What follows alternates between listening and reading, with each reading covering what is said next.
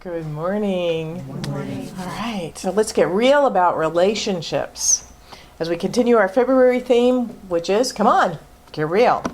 So today, come on and get real about life, about relationships, about personal or what personal transformation actually takes. This month, we're getting real about these important aspects of our lives by bringing a large dose of reality with a capital R, meaning what? Yes. That means God. The capital R means God. And we're bringing that to the table today. Last week we got real about life's lessons. And if you didn't hear the message, let me say that you might want to because it could give you an entirely new perspective on the idea of what life lessons are all about. So today, in the season of the greeting card, candy, flower, and lingerie industry, you know, the whole... Yeah, I love lingerie. Yes, I know. Yes, he does. As long as it's not someone else. Yeah. Exactly. Well, this is the industry that just really loves this time of year, right? You know, all of the things that they say, they've really made this into a commercial time. But it is also the time, it's the appropriate time, to get real about relationships. Because as we know, Tuesday is Valentine's Day. Now, those of you who don't like this time because you aren't in a relationship, you don't have to fear. For us today, the term relationship is a much bigger topic. It's much broader than that. We're not just talking about the type of relationship that Valentine's Day always celebrates. Because wherever you look, wherever you turn, wherever you are in this human experience, you are already in a relationship, are you not? You're in a relationship with your family, your colleagues, your coworkers, your friends, your church group, right? The grocery store clerk, or your favorite barista. I know Joy has a favorite or two or three.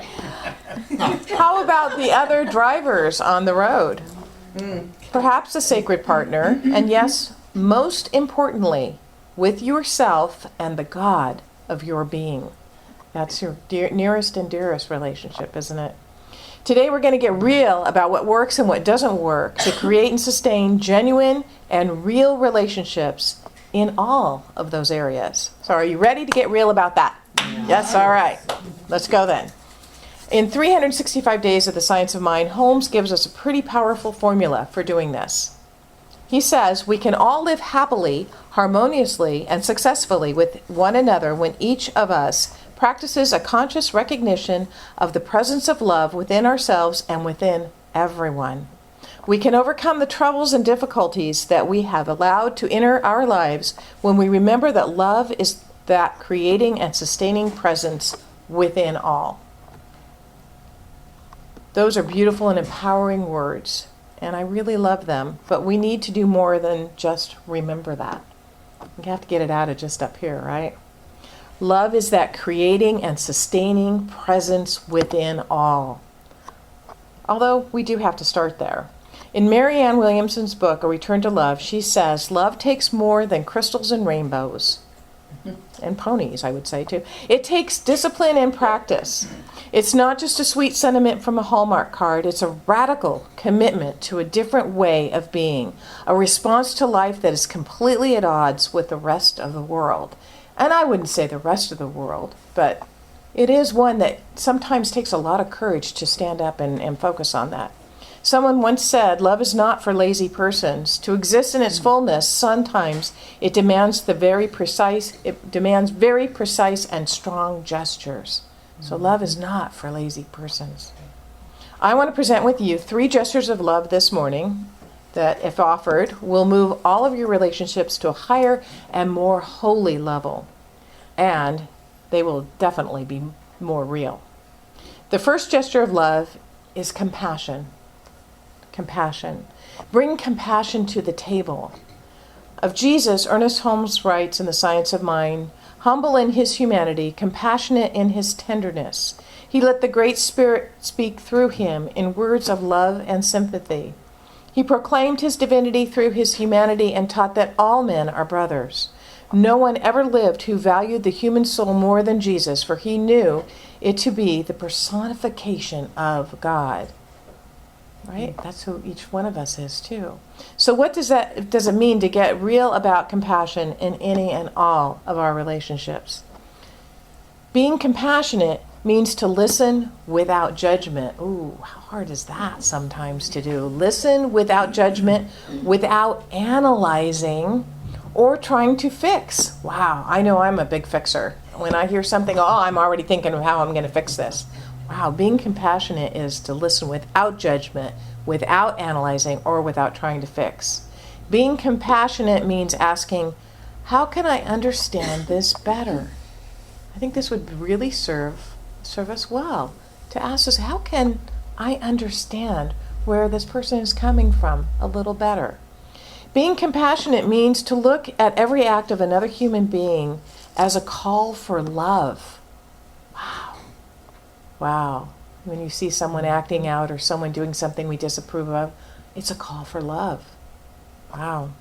Being compassionate also means having an understanding and empathy for another person's feelings and experience and offering whatever help you can. I want to give you an extreme example of compassion, which was reported in a newspaper a couple of years ago. You may have read this story. And it was an article that was titled, "A Lesson Learned on a Bus in Kenya." It told of a bus containing Christians and Muslims just outside a Kenyan city, which near Christmas several years ago, terrorists forced to stop. More than 10 heavily armed militants of the Somali-based Al-Shabaab group ordered the passengers to get out and form into groups. Muslims on one side and everyone else on the other side. Their plan was clear because in several previous attacks, members of this terrorist group had slaughtered Christians and they'd spared the Muslims. Despite knowing this pattern and being ordered to separate, the Muslim passengers refused to separate themselves from their non-Muslim passengers. In fact, some of them even offered their headscarves to the Christians. One of the Muslim passengers said, "We stuck together tightly. The militants threatened to shoot all of us, right? But we still refused and protected our brothers and sisters." Finally, the militants gave up and they left. Awesome. Wow. The article ended with these lines. "In the face of death, they saw each other first as human beings." Now that is a lesson in compassion. Wow. And a lot of bravery too, courage. That would take a lot of courage. This is compassion personified. In a Holmes Reader Practical Wisdom, it says, "Compassion and caring are the ties that bind us together in mutual understanding and in unified attempt to uncover the divinity in each other. Compassion is the most gentle of all human virtues, for it is the outpouring of the divine givingness through all." You probably won't have to have compassion at the level of those gentle Muslims in Kenya, but how might you bring more compassion for your fellow travelers in your experience here? It's really a good question to ponder, isn't it? How might we help our fellow travelers that we run into in our lives on a daily basis here to make their journeys a little simpler, a little easier? Our second gesture of love is kindness. Kindness is the second gesture that will help us get real in our relationships. Mother Teresa once said, "Be the living expression of God's kindness. Kindness in your face, kindness in your smile, kindness in your warm greeting." And the Dalai Lama said, we all have heard this, "My religion is very simple. My religion is kindness." And that all sounds well and good. But what does it look like in our lives? What does kindness look like in our lives? Well, how about this? What if each and every day this week, we each consciously did one random act of kindness to a stranger or for a stranger? A kind or soft word, a helping hand, a smile to a stranger. Of course, that freaks them out sometimes. They wonder what you're up to, right? Giving an anonymous gift to someone, picking up trash on someone's lawn, helping someone load their groceries into their car, at the store, paying for coffee of the person behind you at the drive-thru. That's a popular one. And the list goes on and on. It really does. It doesn't have to cost anything. It can be something very simple, just an act of kindness. My charge to you is to engage in one random act of kindness to a stranger each day over the next 7 days. Okay? So you have that charge there. But sometimes and then tell me if you agree with me on this, it's easier to show strangers those random acts of kindness than it is to show our loved ones, isn't it? As Lucy from Charlie Brown says, I love mankind, it's people I can't stand. And it's the people closest to us that we might say that about. So for this week, how about a random act of kindness every day for someone in your close circle as well? Someone we may take for granted, someone we may just, oh yeah, I know they're always going to love me, so I don't have to. But how about if we think, what could I do that's a little random and not expected?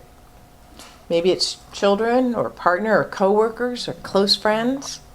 So that's 2 random acts of kindness every day. That's only 14 if you think about it from now until next week. 1 inside your personal circle and 1 outside. So I want you to write this down or set an alarm on your phone or do something so that you don't go unconscious and then on Wednesday say, now what was that assignment that Reverend Chris gave us on Sunday? I want you to all remember what it is. I may send out an email reminder too, if I remember to do that. I should write it down. I know a lot of times we think, I know I'm supposed to be doing something, but what was that again? I can't remember. So our third gesture is authenticity. Authenticity. Authenticity is the final genuine action because that will promote beauty in any relationship that that will promote beauty in any relationship and may not seem so at first blush. It's all about being authentic, being real about who you are, being willing to show others your strengths as well as your weaknesses, being willing to be vulnerable. We did a whole book study on being vulnerable. That was Brene Brown's book. Being willing to look foolish, being willing to be bold with your visions and dreams, and be willing to be clear and honest and direct about what works and what doesn't work for you in a relationship while applying the first 2 ideas, compassion and kindness. So be authentic, but do it with compassion. Do it with kindness. Be willing to say no, even if the other person wants a yes. Wow, that's going to take some courage too. On this point, I have just one question. Is there a relationship right now where you are not being authentically you? Is there a relationship? Would you be willing to clean that up this week? That's just throwing that out there. Think about that. So those 3 attributes, compassion, kindness, and authenticity, when brought to all of our relationships, can make a huge, huge difference. But not just to our outside relationships, but to our internal relationships as well. Number 1, having compassion for ourselves. Man, we're the toughest on ourselves sometimes, aren't we? Aren't we? In Help for Today, Ernest Holmes says we can have no understanding of divine compassion unless we ourselves first exercise compassion. And I will add, for ourselves. It all has to begin with us. We can't do anything for anyone else until we get all of our little ducks in a row, right? Can we have compassion for ourselves even when we aren't kind and compassionate to others? Can we accept ourselves with love even with our human frailties, flaws, and mistakes? Can we look at those times when we are less than skillful in our relationships and take the growth opportunity and then move forward? I'd like you to say with me, I have compassion for myself. I have compassion for myself. As well as for all others. As well as for all others. Okay, so number 2, kindness for ourselves.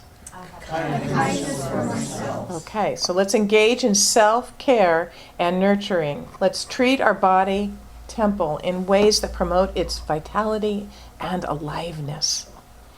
I have kindness to myself scheduled into my intentions, goals, and actions, and steps that I'm accountable for with my prayer partners. And I'm sure that they help me stay accountable so that I'm sure to do the things that I set my intentions to do for myself. Because otherwise, if I don't do that, if I don't have a prayer partner or a friend or someone to remind me to stay in principle, I would let everything else get in front of me. No, this is your time, remember? No, this is the time that you take to meditate. This is the time you take to exercise. This is your time. If we don't actually schedule ourselves into our schedules, everybody else is going to take it all up, and then we're going to end up without what we need to keep ourselves going.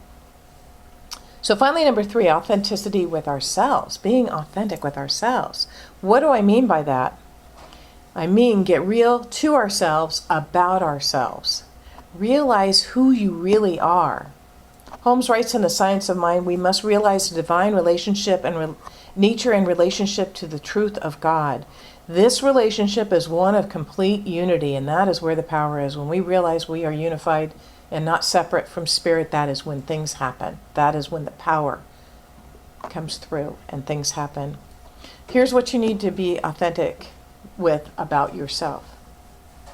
You are light in form. You are love in expression. You are creativity walking. You are life force talking. I say that again. You are light in form, love in expression, creativity walking, and life force talking. You are so special and so amazing, each and every one of you. You are an emanation of God. Do you have a strong and healthy relationship with the God of your being? Get real, get authentic with yourself about that. In 10 Ideas That Make a Difference, Ernest Holmes wrote, we must come to realize that at the base of everyone's life there is a sincere desire to love and be loved. Thus, the most valuable thing any one of us can do is to be a little more certain each day that we are meeting life with a greater sense of love. We are meeting life with a greater sense of love. When we bring compassion for ourselves and others, kindness to ourselves and others, and authenticity with ourselves and others, we will have gotten real about relationships. And be certain that each day we are meeting life with a greater sense of love.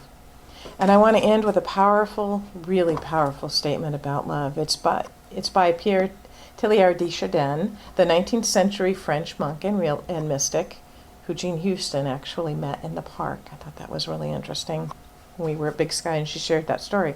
But he writes, the day will come when after harnessing space, the winds, the tides, and gravitation, we shall harness for God the energies of love. And on that day, for the second time in history of the world, we shall have discovered fire. And so it is. Yes.